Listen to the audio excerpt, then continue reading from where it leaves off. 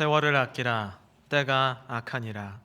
그러므로 어리석은 자가 되지 말고 오직 주의 뜻이 무엇인가 이해하라.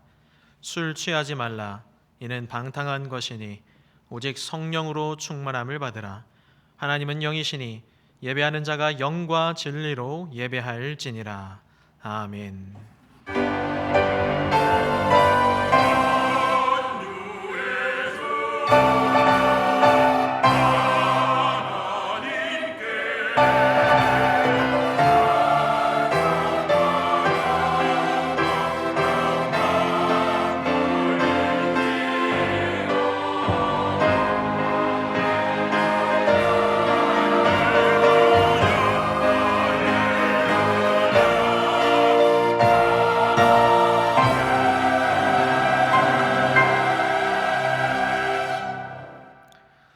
천지 만물을 다스리시고 크신 권능으로 인생을 주관하시는 하나님, 오늘은 2023년을 보내는 송년주일입니다.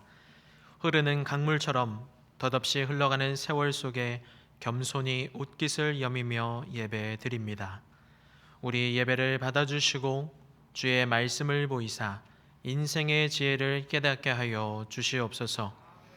살같이 빠른 시간 속에 우리 삶이 헛되지 않도록 발걸음을 붙들어 주시고 주님 기뻐하시는 선하고 의로우신 길로 인도하여 주시옵소서. 영원한 은혜의 주가 되시는 예수님의 이름으로 기원하옵나이다. 아멘. 자리에서 일어나셔서 찬송 70장을 부르시겠습니다.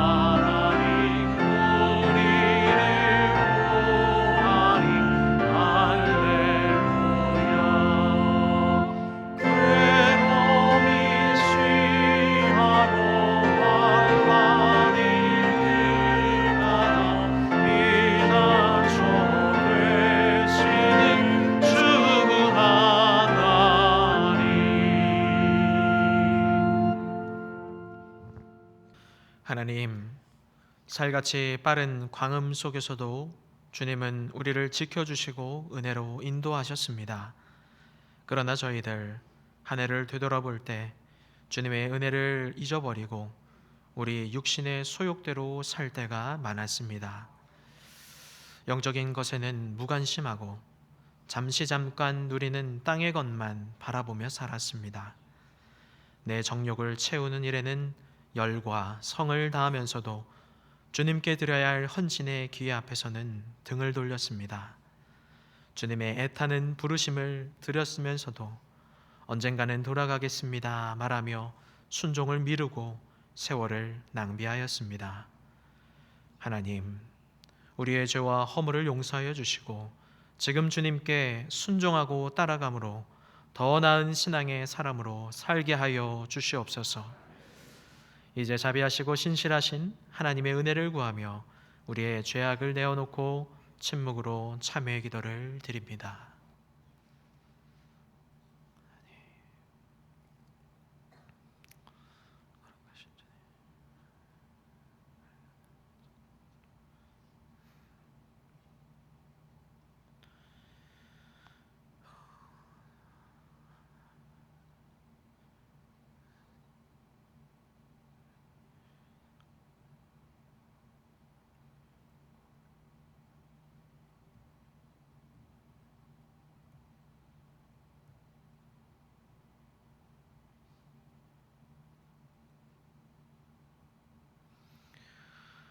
온 마음을 다해 참여하는 자들에게 주시는 하나님의 용서의 말씀이 여기 있습니다.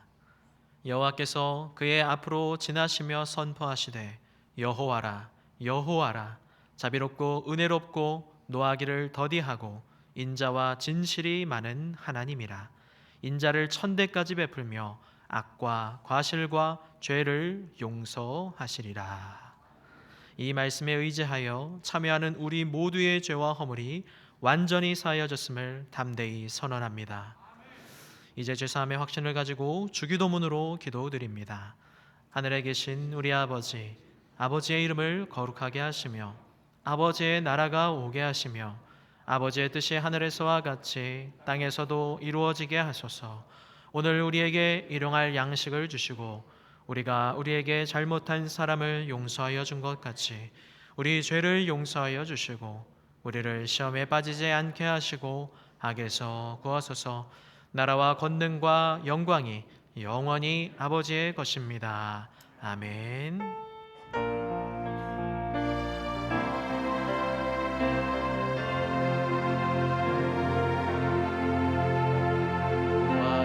왕이신 나의 하나님,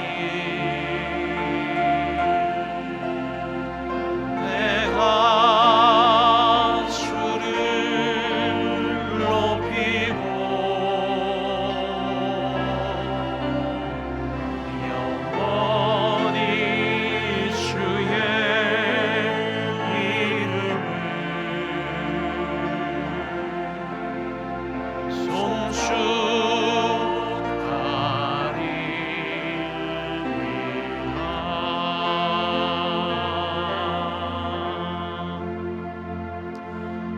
이 시간 기도하실 때 허성 장로님께서 기도 인도해 주시겠습니다.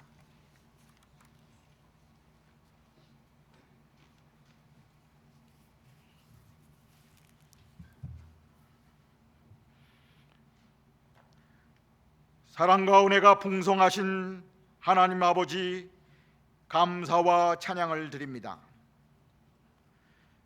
죄로 말미암아 영원히 죽을 수밖에 없는 우리들을 위하여 독생자 예수 그리스도를 보내사 십자가 보혈로 대속하심을 감사드립니다. 금년도 마지막 주일 상현의 온 성도가 정성을 다하여 경배 드리오니 주님 홀로 영광 받으시옵소서. 지난 한 해를 되돌아보면 모든 것이 주님의 은혜 아닌 것이 없었습니다. 그러나 우리들은 부끄러운 모습이었습니다. 주님의 일을 함에 있어서 시간이 없다, 능력이 없다 등 핑계거리가 많았습니다. 주님께서 세우시면 지혜를 주시고 도울 자를 붙이시는 것을 깨닫지 못하였음을 회개합니다. 지금 이 시간 우리들이 간과 없기는 코람대오의 자세를 가지고 주님의 뜻에 순종하는 결단의 시간이 되길 원합니다.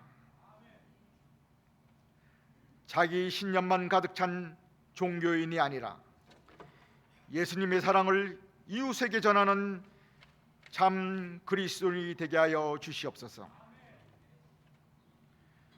사랑의 하나님 아버지, 상급 학교에 진학하려는 상현의 청소년들에게 복을 내려 주시사 그들의 가는 길을 형통하게 하여 주시고, 취업을 준비하는 청년들에게 취업의 문을 활짝 여시사 마음껏 역량을 펼칠 수 있는 기회를 허락하여 주시고, 결혼을 준비하는 젊은이들에게 희망의 꿈을 북돋아 주시옵소서. 하나님 아버지, 우리 상현의 공동체가 각자의 자기 생각만 주장하기보다는 믿음 안에서 서로 배려하고 존중하는 아름다운 공동체가 되게 하여 주시고, 윤요한 담임 목사님과 세계역 원로 목사님 그리고 부교역자님들에게 성령님께서 함께하사 사역을 감당하시는데 조금도 부족함이 없도록 하시옵소서. 긍휼의 하나님 아버지, 전쟁과 테러, 지진과 홍수 등으로 세계 곳곳에서 소중한 생명들이 희생되고 있습니다. 자비를 베풀어 주시사 하루빨리 해결되고 회복되어 평화를 누리게 하시옵소서. 또한 우리나라 위정자들에게 특별히 지혜를 주시사 하나님 아버지를 경외하는 자들이 되게 하시고 공의와 정의가 실현되는 나라 되게 하여 주시옵소서. 주님, 단에 세우신 목사님께서 말씀을 전하실 때 권세 있는 말씀이 선포되게 하시고 갈급한 우리의 심령 위에 폭포수와 같이 넘치는 감동으로 채워 주시옵소서. 이 시간 여러 가지 모습으로 예배를 돕는 손길들에 은혜를 베풀어 주시며 정성껏 준비한 할렐루야 찬양대의 아름다운 찬양을 기뻐 받아 주시고 찬양 중에 거하시는 주님을 만나는 복된 시간 되게 하시옵소서. 이 모든 말씀 우리를 제하게서 원하신 예수 그리스도 이름으로 기도드리옵나이다. 아멘.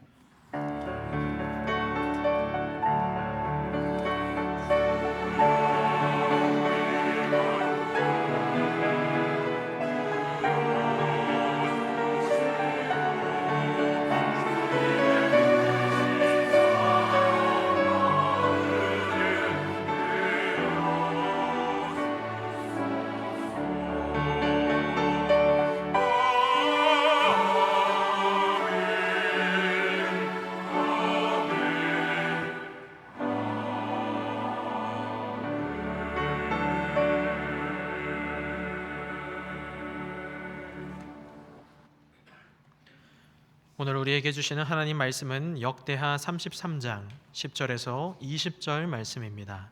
구약 성경 703면입니다. 역대하 33장 10절에서 20절 말씀, 끝이 나야 합니다 라는 제목으로 계시된 말씀 봉독할 때 살아계신 하나님의 음성을 친히 들으시기 바랍니다. 여호와께서 므낫세와 그의 백성에게 이르셨으나 그들이 듣지 아니하므로 여호와께서 아수르 왕의 군대 지휘관들이 와서 치게 하심에 그들이 므낫세를 사로잡고 쇠사슬로 결박하여 바벨론으로 끌고 간지라.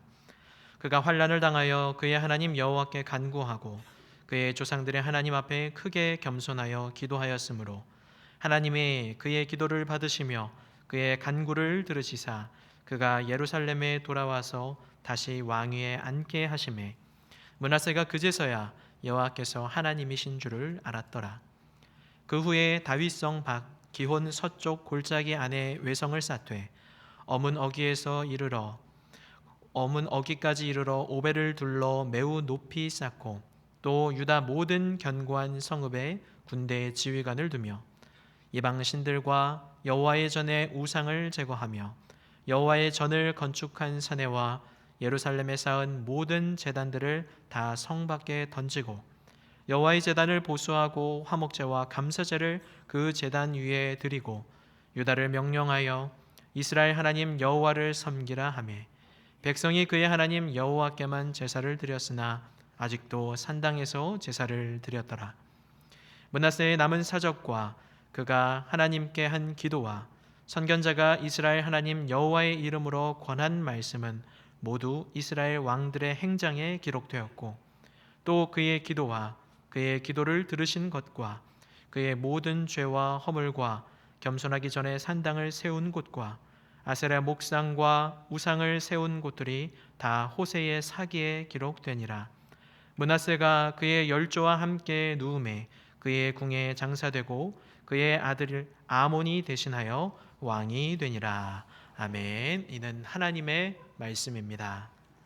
이 시간 할렐루야 찬양대가 찬양으로 하나님께 영광 돌리시겠습니다.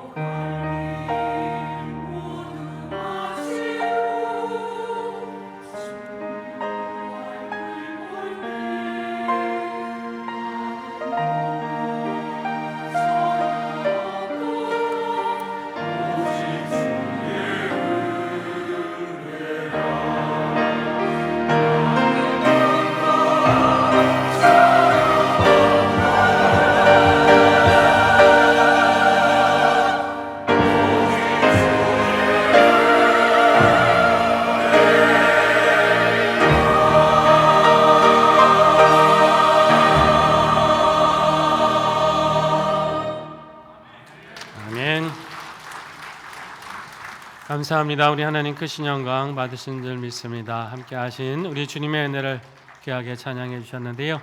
우리 다시 한번 큰 박수로 하나님께 영광 돌리고 찬양대 축복하겠습니다. 감사합니다. 사랑하는 성도 여러분, 한 주간 주의 은혜 안에 평안하셨습니까? 오늘은 올해 마지막 주일입니다. 여기까지 인도하신 하나님께 감사드립니다. 우리 옆에 계신 성도님들과 이렇게 인사 나누겠습니다. 잘 살아오셨습니다. 하나님이 은혜 주십니다.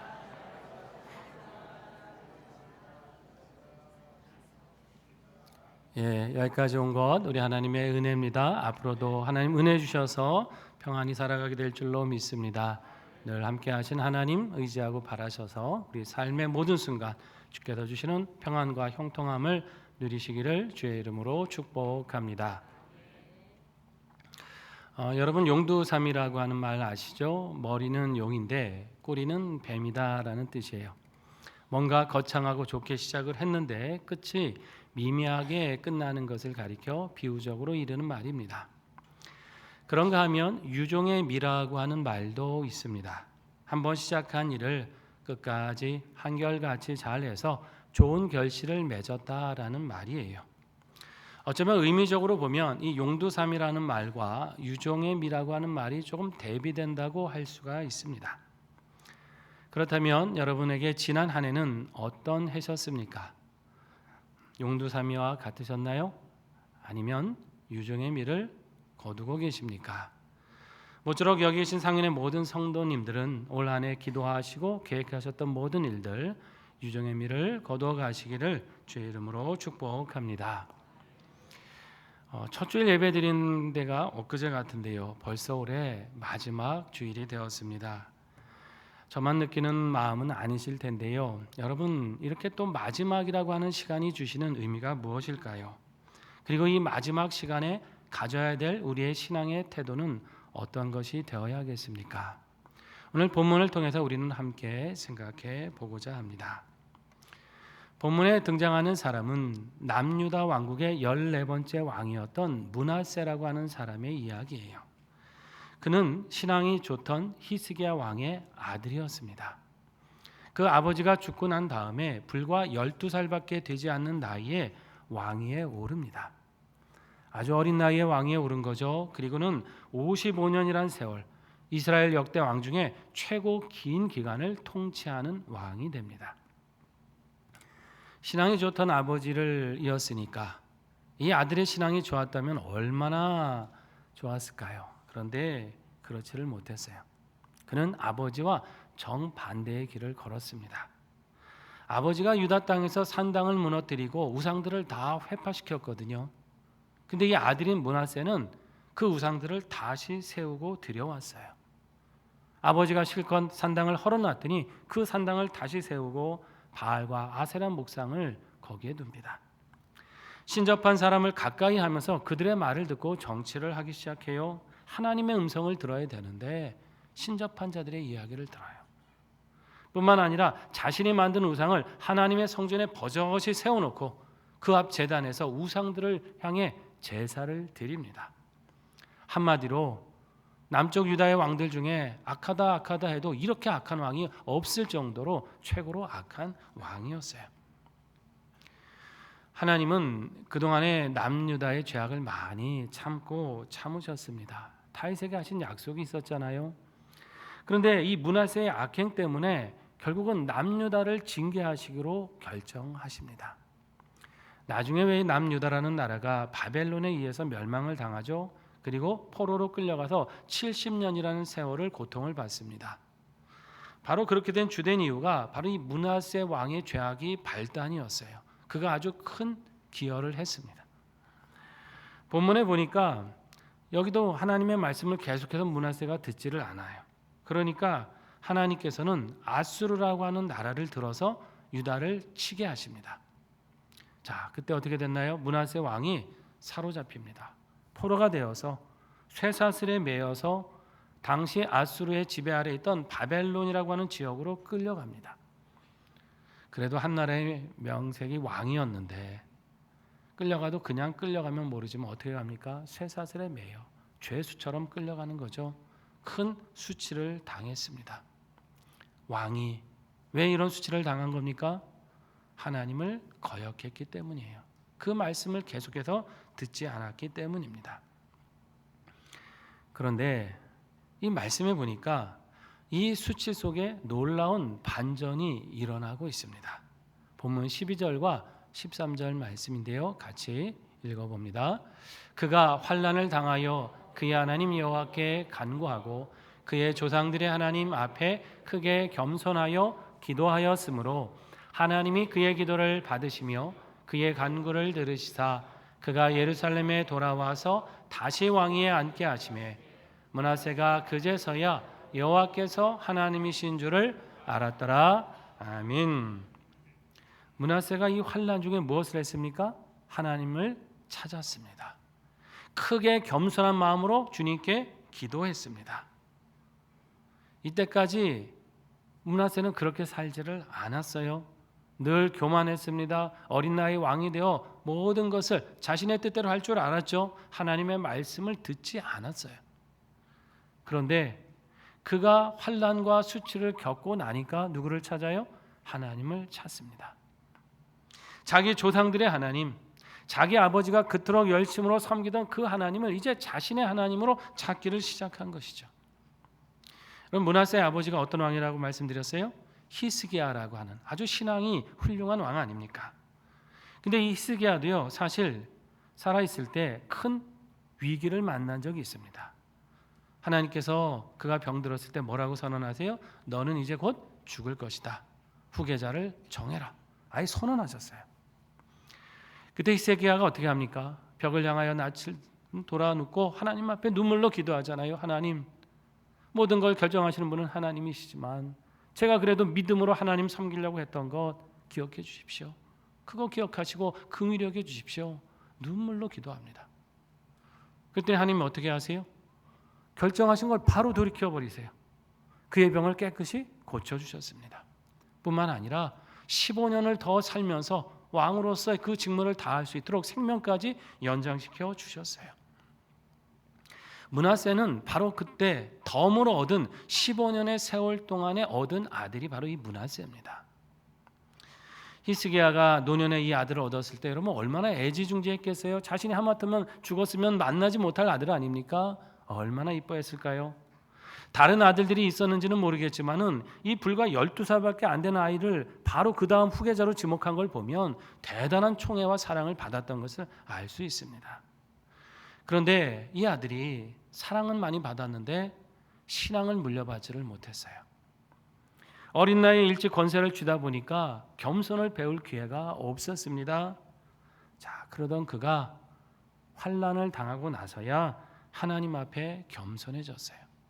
교만을 회개했고 하나님을 붙들었습니다. 이 환난과 수치가 그에게 유익이 되었다는 것입니다. 그동안 하나님을 찾지 않았는데 환난 때문에 하나님을 찾게 되었습니다. 그동안 하나님의 말씀을 귀 기울이지 않았는데 수치를 당하고 나니까 그 말씀이 귀한 것을 깨달았습니다.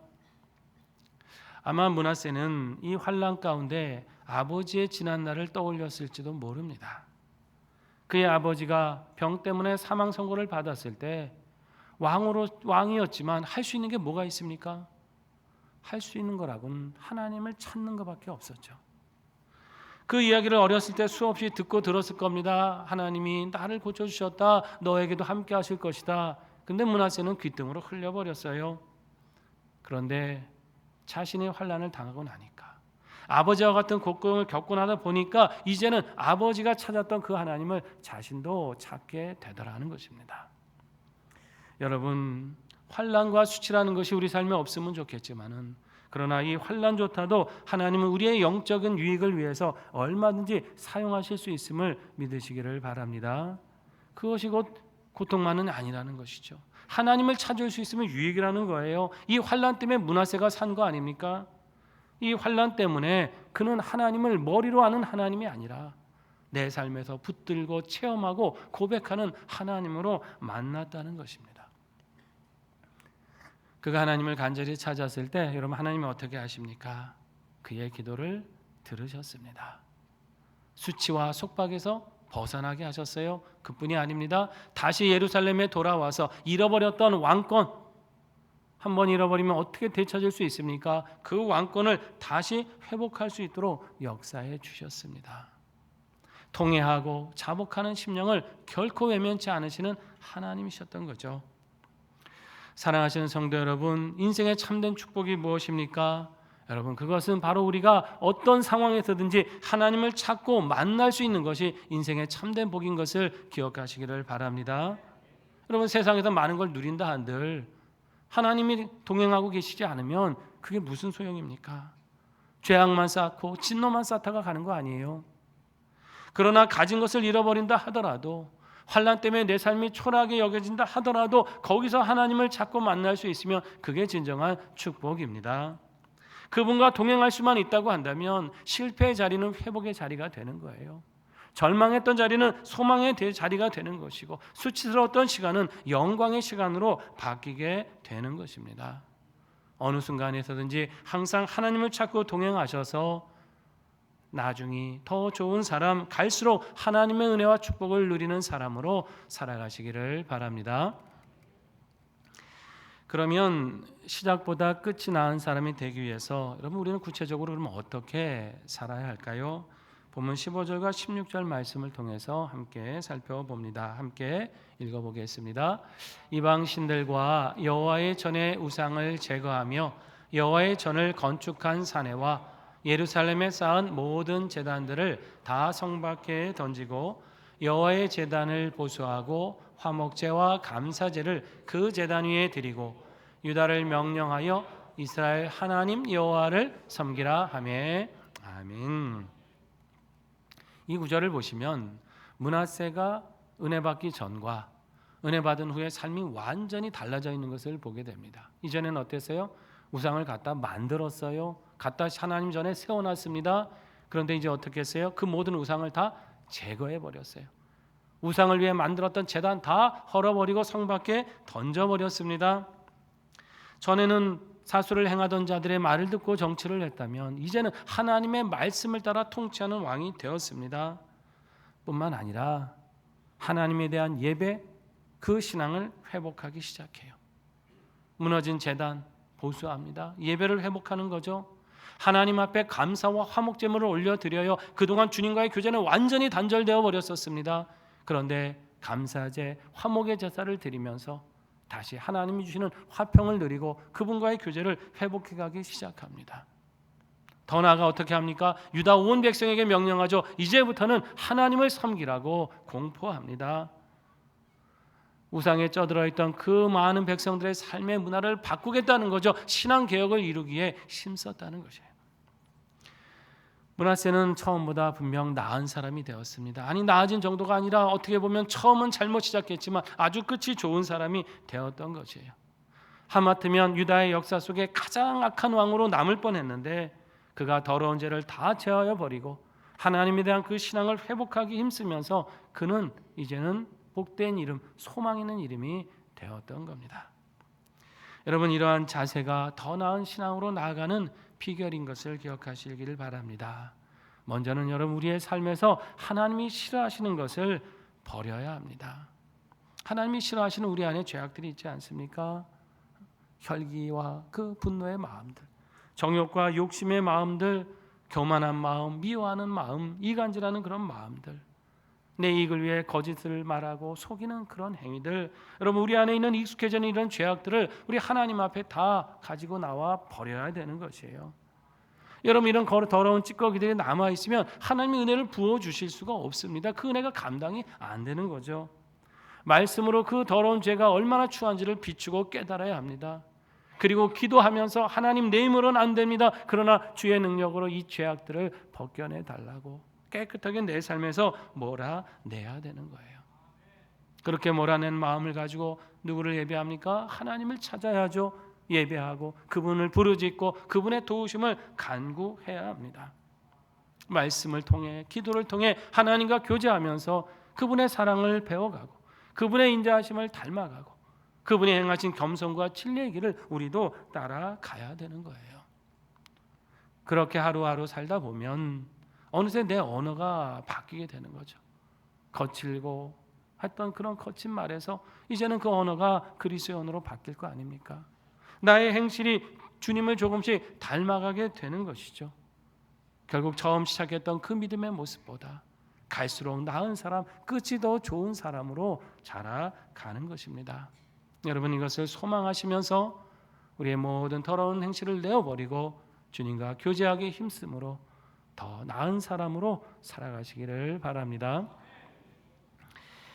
로버트 클린턴이라고 하는 교수가 있습니다. 신앙에 아주 좋은 서적을 많이 쓴 사람인데요. 이 교수가 쓴 글 중에 유종의 미라고 하는 책이 있어요.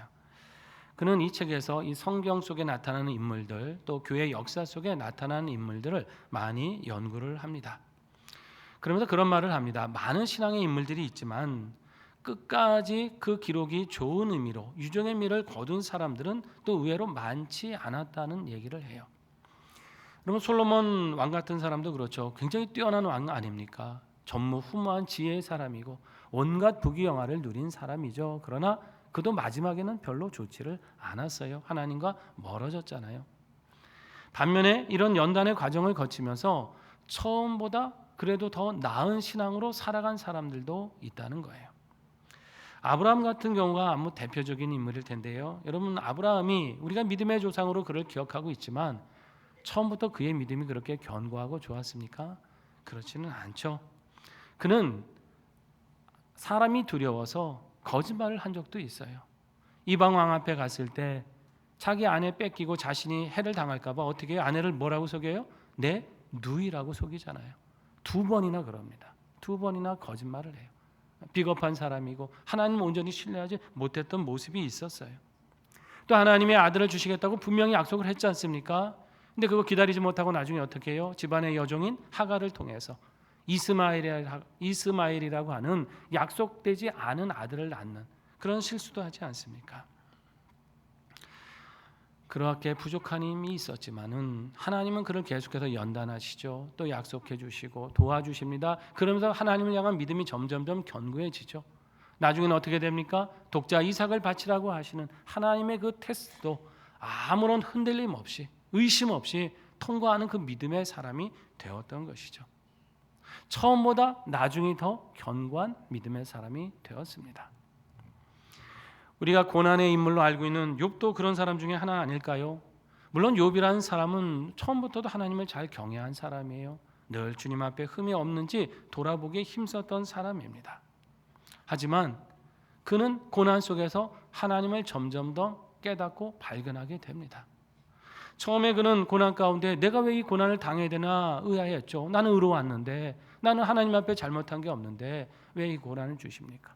친구들이 와서 너가 죄가 있으니까 그런 거야 라고 막 할 때 자신을 변호했죠. 난 그런 게 아니라고.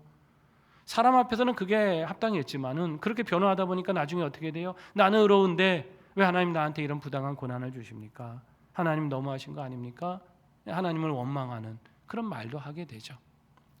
자, 그런데 그가 점점점 그 고난 속에서 하나님께 기도하고 하나님께서 말씀해 주시고 주님과 대화하면서 뭘 깨달아요? 아, 하나님은 내 생각보다 광대하신 분이구나. 나는 내가 잘못하면 벌 받고 뭐 잘하면 복을 받는 줄만 알았는데 하나님은 의로운 자에게도 때로 연단을 주셔서 하나님을 더 깊이 알아가게 하시는 그런 놀라운 섭리로 인생을 인도하시는 분이구나.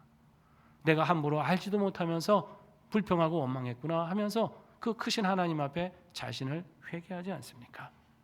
그리고 이렇게 고백하잖아요. 내가 주께 귀로 대하여 귀로만 듣기만 하였사오나 이제는 눈으로 주를 배움나이다. 그의 신앙은 귀로 들었던 신앙이었어요. 그래, 하나님 이런 분이야. 그런데 이제는 주님을 보는 신앙으로 자라갔습니다. 그의 신앙을 하나님이 이런 분이라고 아는 신앙에 머물러 있었어요. 그러나 이제는 광대하신 하나님의 섭리에 온전히 자신을 내맡기고 그분께 자신의 인생을 내던지는 그런 신앙으로 성장한 것입니다. 신약에도 그런 인물들은 많이 있죠. 한 예로 마가복음을 기록한 마가 요한이라고 하는 사람이 있지 않습니까? 이 마가는 사도 바울이 처음 선교 여행할 때 동행했던 사람이에요. 사도 바울과 바나바와 마가가 이렇게 함께 동행하고 선교 여행을 하지 않았습니까? 근데 중간에 어떻게 해요? 너무 힘드니까 나 그만 갈랍니다. 나 여기서 돌아가겠습니다 하고 중도에 포기하고 고향으로 돌아와 버려요. 사도 바울 입장에서는 굉장히 야속하고 섭섭했던 모양입니다. 아예 그를 이제 인정하지 않으려 그래요. 나중에 다시 2차 선교 여행 때 데리고 가자 그러니까 나는 그와 함께 할 수 없다고 아예 배제시키지 않습니까? 그런데 사도 바울 말년에 보면 마가에 대한 평가가 바뀝니다. 그가 디모데에게 보낸 편지에서 그 마가를 나에게 데리고 오라고 말을 해요. 그러면서 마가에 대해서 이렇게 평가를 합니다. 그가 나의 일에 유익하니라. 무익한 사람이었어요. 선교여행에 아무런 쓸모가 없는 사람으로 여겼습니다. 그러나 그가 그 후에 하나님을 위한 열심으로 살아가고 신실한 모습으로 신앙생활하면서 이제는 그가 유익한 사람이라 평가를 받았던 것이에요. 처음보다 나중이 더 나은 사람들이 있었다는 겁니다. 클린턴 교수는 이렇게 끝이 좋은 사람들의 공통적인 특징이 하나 있다라고 말합니다. 그것이 뭐냐면 바로 높이 계신 하나님을 계속해서 바라본 사람들이라는 것입니다. 그들은 시련 속에서도 하나님을 바라봤습니다. 박해와 고난 속에서도 세상을 보지 않고 주님만을 바라봤어요.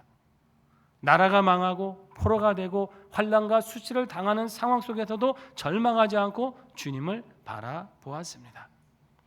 어떤 상황에서도 하나님을 계속 바라보니까 그들은 시험을 이기는 사람이 되었고 환난을 이기는 축복의 이름들이 되었습니다. 여러분, 이와 같이 하나님만 바라보는 신앙으로 우리도 처음보다 끝이 나은 이 믿음의 은혜를 누리시기를 바랍니다.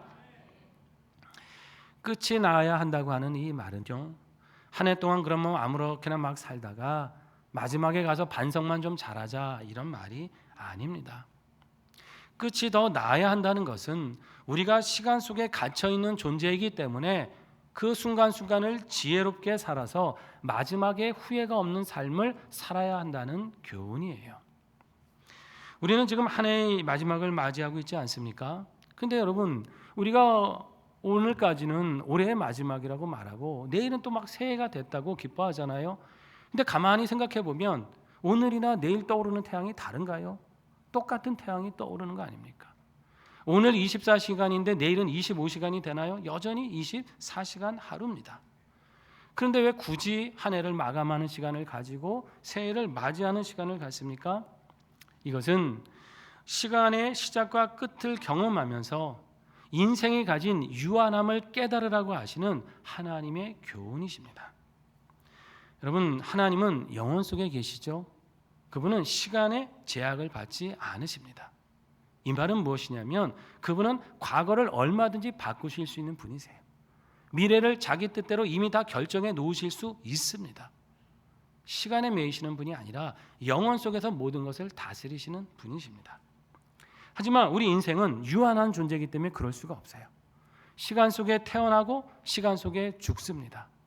한마디로 시간의 제약을 받는 거죠. 우리는 과거를 바꿀 수 없습니다. 우리 뜻대로 미래를 결정하지 못합니다. 아니, 예상도 하지 못하죠. 그렇기 때문에 우리로선 할 수 있는 것은 지금 주어진 순간순간을 살아가는 것밖에 없는 거예요.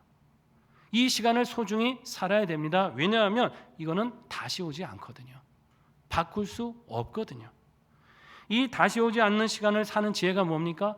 날마다 나를 성찰하는 것이에요. 내가 지금 알지 못하는 미래를 가고 있는 이 순간에 내가 지혜롭게 살고 있는가? 하나님 보실 때 합당하게 살고 있는가를 성찰하는 겁니다. 그래서 더 나은 미래를 만들어 가는 거예요. 이것이 인생에게 주신 하나님의 사명입니다. 너의 한계는 이것이니 네가 이 시간 속에서 영원한 하나님을 바라보며 그의 합당한 삶을 살라고 하시는 교훈을 우리에게 주시는 것이에요. 우리는 이 교훈을 받아서 어제보다 오늘, 오늘보다 내일 더 하나님을 가까이하며 찾아야 될 줄로 믿습니다. 한 해의 시작보다는 끝이 더 나은 인생이 되기 위해 힘써야 되는 거예요. 그게 지혜입니다. 그게 믿음이에요. 우리가 그렇게 끝이 더 낫기를 바라며 살아가다 보면 어떻게 되겠어요? 조금씩 그 선함과 의로움이 쌓이게 될 것이고 주님 만나는 그 날에 지금은 비록 부족해 보이지만 주께서 부르시는 그 날에 우리 주님 보시기에 칭찬할 만하시고 인정하실 만한 온전한 믿음의 사람이 될 줄로 믿습니다. 사랑하시는 성도 여러분, 이 한 해의 마지막 시간을 보내면서 이제부터는 하나님, 내가 끝이 더 나은 사람으로 살기를 원합니다. 결단하실 수 있기를 바랍니다. 그 결단 속에 잘못된 것은 삶에서 다 내어버리시고 하나님과 깊이 교제하는 신앙으로 우리 주님 보실 때에 더 칭찬하시고 더 인정하시는 그 믿음의 은혜를 풍성히 누리시기를 주의 이름으로 축원합니다. 함께 기도하겠습니다. 우리 말씀 생각하며 결단하며 기도합니다. 하나님, 흘러가는 시간의 흐름 속에 우리의 인생의 유한함과 한계를 깨닫습니다. 주신 이 시간 동안 더러운 행실을 회개하게 하시고 하나님을 향한 신실한 신앙으로 처음보다 끝이 더 나은 신앙의 복을 누리게 하여 주시옵소서. 반주에 맞추어서 결단하며 하나님 앞에 나아가겠습니다. 아버지 하나님, 은혜를 감사드립니다. 한 해를 시작하게 하셨는데 어느덧 또 한 해를 마감하는 시간이 왔습니다. 우리 하나님, 이 시간 속에서 우리 자신을 돌아봅니다. 유중의 미를 거두는 삶이 되게 하여 주시옵소서. 처음 시작보다 지금이 더 보시기에 나은, 지금이 더 칭찬하실 만한 삶이 되게 하여 주시옵소서. 그렇게 힘쓰고 나아갈 때에 하나님, 우리의 하루하루가 그 소중한 시간들이 우리 주님 앞에 아름답게 쌓여가고 기록되어 가길 원합니다. 주께서 온전히 칭찬하시고 인정하시는 믿음의 사람 될 수 있기를 원합니다. 하나님, 우리의 삶에서 더럽고 부정한 것을 내어버리게 하시고 깨끗하고 정결한 삶을 살게 하시며 하나님과 깊이 교제하고 예배를 회복하고 신앙을 회복하고 경건을 회복하는 그 삶을 힘쓰게 하여 주시옵소서. 그 시간 속에서, 그 은혜 속에서 다시 한번 우리 주님 주시는 복을 누리고 회복의 복을 누리게 하시고 주께서 주신 생명의 복을 누리게 하여 주시고 치유하시고 고치시는 역사를 누리게 하셔서 하나님께서 주시는 주께서 인정하실 만한 영원한 그 축복과 공락을 누릴 수 있는 삶이 될 수 있도록 역사하여 주시옵고 은혜하여 주시옵소서. 함께해 주시옵소서.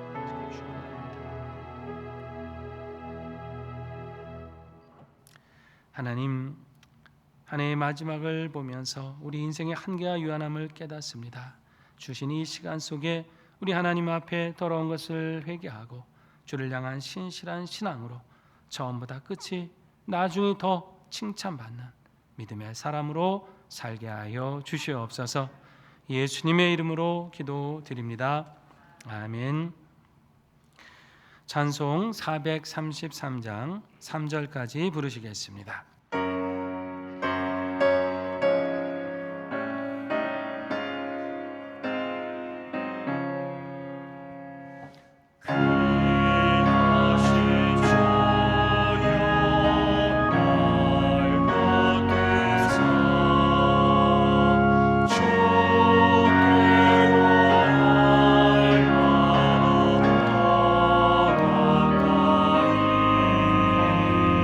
저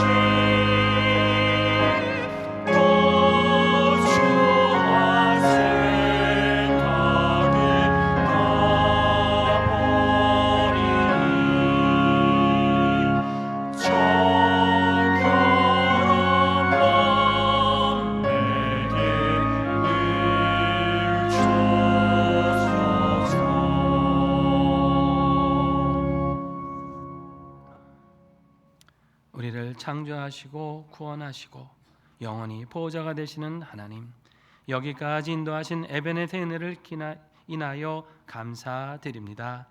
한 해를 마감하는 이때에 시간을 살아가는 지혜와 믿음을 배우게 하여 주시옵소서. 더럽고 추한 행실을 끊어내버리고 주님과 깊이 교제하게 하셔서 나중에 더 나은 신앙이 되게 하여 주시며 그 삶이 쌓이고 쌓여 영원한 나라를 기쁨으로 상속받는 주의 자녀들 되게 하여 주시옵소서. 이 시간 한 해 동안 베풀어 주는 은혜를 기억하며 감사함으로 예물 드립니다. 베푸신 사랑에 비해 한없이 작은 정성이오나 그 안에 담긴 마음을 보시고 주님 나라의 100배로 결실하는 미랄로 사용하여 주시옵소서. 한 해 동안 주님 나라 위에 물질로 봉사로 수고하고 섬긴 모든 성도들을 기억해 주시기를 원합니다. 그 수고가 하나님 나라의 상급과 보화가 되게 하여 주셔서 썩지 않고 쇠하지 않는 영원한 기업을 누리게 하여 주시옵소서. 하나님, 이제 이 밤이면 송구영신 예배로 새해를 맞이합니다. 주께서 친히 우리 가운데 임재하여 주셔서 지난 시간을 은혜로 마감하게 하시며 새로운 시간을 기쁨과 소망 중에 맞이하게 하여 주시옵소서. 가정을 세우시고 인도하신 하나님, 상인에 속한 모든 가정들 평안과 형통함으로 지켜주심을 감사드립니다. 이제 더 크신 능력의 그 크신 은총으로 보호하여 주시옵소서.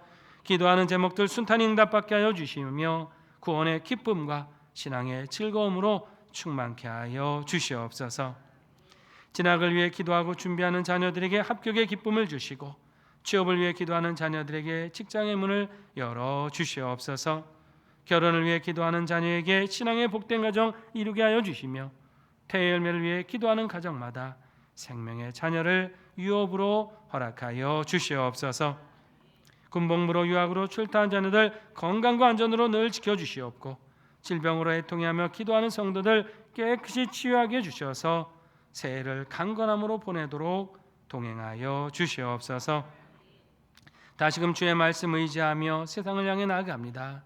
주께서 허락하신 매 순간순간을 신실하게 살게 하셔서 더 큰 은혜를 누리게 하여 주시며 살아계신 주님의 역사를 이 땅에 나타내는 복음의 일꾼 되게 하여 주시옵소서. 예수님의 이름으로 봉헌기도 드립니다. 아멘.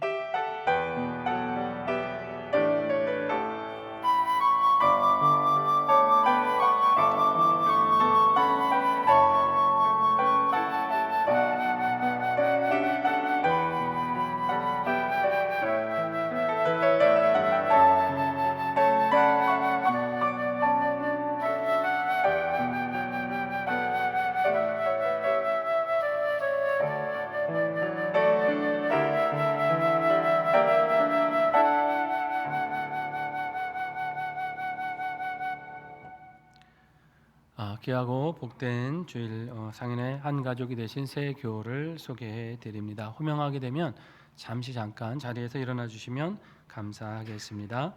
이남희 성도님 어디 계십니까?